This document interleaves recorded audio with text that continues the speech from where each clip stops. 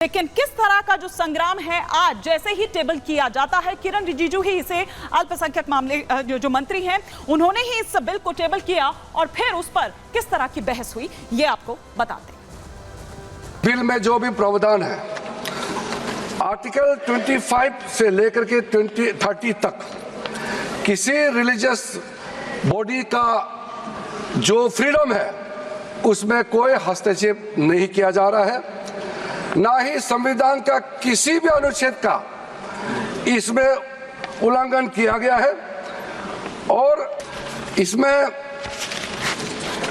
हमने जो broad base किया है, किसी का हक छीनना तो बात छोड़ दीजिए, जिनको हक नहीं मिला है उनको हक देने के लिए ये बिल लाया गया है। इसमें महिलाओं के लिए, बच्चों के लिए और मुसलमान समाज में जो पिछड़े हैं, जिसको आज तक कभी मौका नहीं मिला, जिसको दबा के रखा हुआ है, उनको जगह देने के लिए ये बिल लाया गया है। 1995 का वक्फ अमेंडमेंट एक्ट ये बिल्कुल असक्षम रहा है और जिस पर्पस के लिए एक्ट लाया गया है वो पर्पस सर्व नहीं हो रहे थे और कई गलतियां, कई खामियां इसमें पाया गया है। उसके लिए कुछ कदम उठाया गया है। मैं आज इस सदन में आपके माध्यम से खास करके कांग्रेस पार्टी को कहना चाहता हूं, ये अमेंडमेंट आज सरकार इस सदन में ला रहे हैं, ये एक तरीके से आप लोगों ने जो भी कदम उठाया है, आप लोगों ने जो भी चाहा है वो आप नहीं कर पाया, वही चीज करने के लिए हम आज ये अमेंडमेंट प्रपोज किया गया है। इस बिल का समर्थन कीजिए, करोड़ों लोगों का दुआ मिलेगा। अगर आप विरोध करोगे, चंद लोगों ने पूरा वक्फ बोर्ड को कब्जा करके रखा हुआ है और आम मुसलमान लोगों को जो न्याय इंसाफ नहीं मिला उसको सही करने के लिए ये बिल लाया गया है। इतिहास में दर्ज होगा कि ये बिल को कौन कौन समर्थन किया है और किसने विरोध किया है। वक्फ बोर्ड के बारे में कई लोगों ने जिक्र किया है, लेकिन प्राइवेटली इसमें भी कई ऐसा नेता है जो मुझे आके कहा है कि देश में जितना स्टेट वक्फ बोर्ड है सब माफिया लोगों ने कब्जा कर लिया है। ये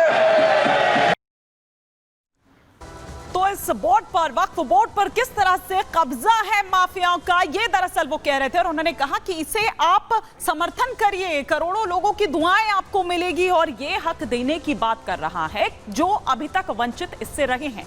लेकिन वक्फ बिल में सुधार पर किस तरह से संग्राम देखने को मिला। वक्फ संशोधन बिल जेपीसी के पास अब भेज दिया गया। जिस तरह से बहस इस पर हुई, लोकसभा में वक्फ बिल पर लंबी बहस हुई। वक्फ बिल पर सरकार ने अपना पक्ष रखा।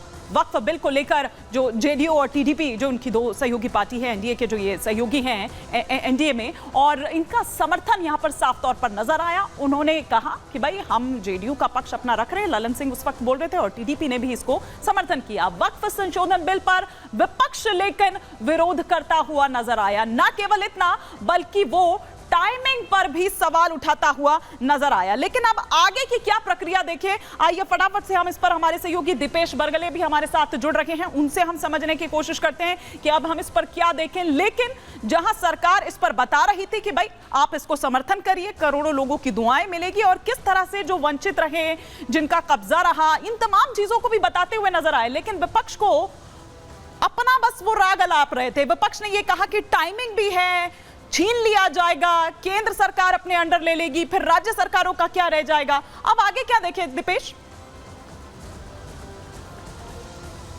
देखिए बिल्कुल हिमानी, साफ तौर पर यह समझना होगा कि बिल को पेश करने के साथ की जो हंगामा हुआ उसके बाद खुद केंद्रीय मंत्री किरण रिजिजू जी ने ही ये प्रस्ताव रखा कि इस पर जेपीसी का गठन कर दिया जाए और इस बिल को उस पर जांच करने के लिए सौंप दिया जाए, वहां पर विचार विमर्श किया जाए, संसदीय समिति जो है वो बनाई जाए और उस पर फिर विचार विमर्श होगा। यानी साफ तौर पर यह समझा जा सकता है कि गेंद जो है वो अब विपक्ष के पाले में डाल दी गई है कि आप ही इस पर जांच कर लीजिए, आप ही इस पर विचार विमर्श कर लीजिए, और अगर जो प्रावधान हमने इस संशोधन बिल बिल में रखेंगे उसमें कहीं कोई कमी है तो फिर बताइए, उस पर फिर विस्तार से बातचीत होगी। यानी साफ तौर पर अब जो जेपीसी का गठन होगा, जेपीसी का गठन चूंकि प्रक्रिया है और उस प्रक्रिया में यह देखने को मिलता है कि तमाम राजनीतिक दलों की भागीदारी जो है वो बराबर होती है, यानी उसमें कोई बड़ा कोई छोटा नहीं होता, तमाम राजनीतिक दलों का इन्वॉल्वमेंट उसमें नजर आता है। लेकिन अगर लोकसभा और राज्यसभा का जिक्र करें तो चूंकि लोकसभा की संख्या राज्यसभा से दोगुनी है, यही कारण है कि उसमें अगर 20 सदस्य लोकसभा के हैं तो 10 राज्यसभा के रहेंगे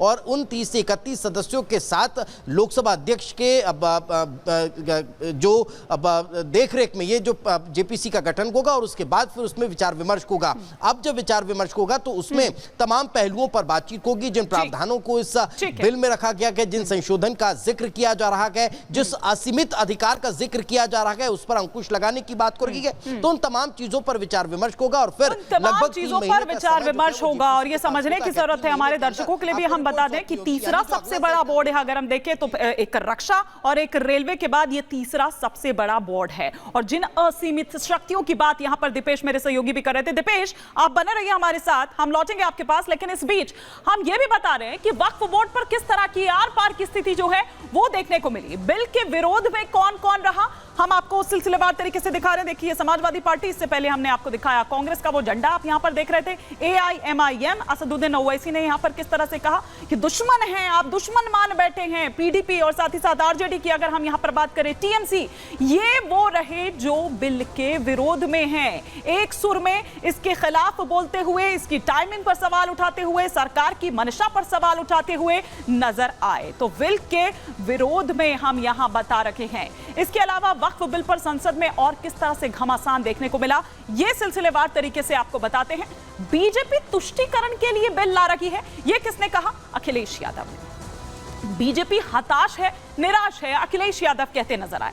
साजिश के तहत यह बिल लाया गया है अखिलेश यादव, बल्कि बीच में तो आप ये देखिए कि अखिलेश यादव तो स्पीकर के अधिकारों को लेकर भी सवाल उठाने लगते हैं और उनके बीच और अमित शाह के बीच, गृह मंत्री के बीच तीखी बहस हो जाती है। खैर उस पर हम आएंगे, लेकिन मस्जिदों से छेड़छाड़ की कोशिश नहीं है ये, ललन सिंह ने कहा, जेडीयू सांसद। उधर सरकार को वक्फ बोर्ड पर कानून बनाने का हक है, ललन सिंह ने कहा। ऐसा ना हो बिल की वजह से मुसलमान सड़कों पर उतर जाए, ये कांग्रेस कह रही है।